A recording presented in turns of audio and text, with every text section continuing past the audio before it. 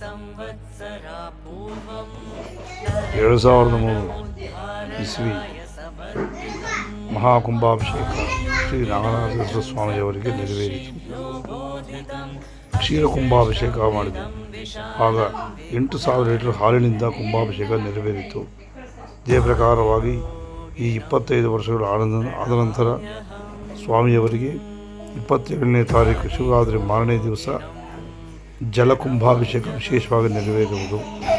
ಹೇಗೆ ಸ್ವಾಮಿಗೆ ಭಕ್ತಾದಿ ಸಮರ್ಪಿಸಬಹುದು ಈ ಪೈಲಿ ನೋಡಿ ಈ ವಿಡಿಯೋದಲ್ಲಿ. ಈ ಒಂದು ಬಿಂದಿಗೆಯಿಂದ ಹಾಲನ್ನು ಸಮರ್ಪಿಸಿದರೆ ಸ್ವಾಮಿಯ ಶಿರದ ಮೇಲೆ ಬೀಳುತ್ತದೆ.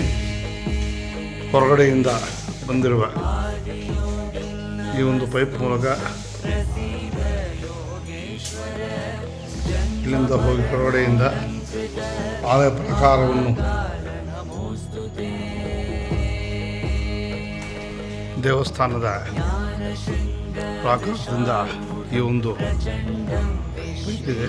ಈ ಪೈಪ್ ಭಕ್ತಾದಿಗಳು ಹಾಕಿದಂತಹ ಹಾಲು ಇಲ್ಲಿ ಒಂದು ಈ ಗರ್ಭಗುಡಿ ಒಳಗಡೆ ಸ್ವಾಮಿ ಶಿರದ ಮೇಲೆ ಬೀಳುವ ಇಲ್ಲಿ ಏರ್ಪಾಡು ಮಾಡಲಾಗಿದೆ.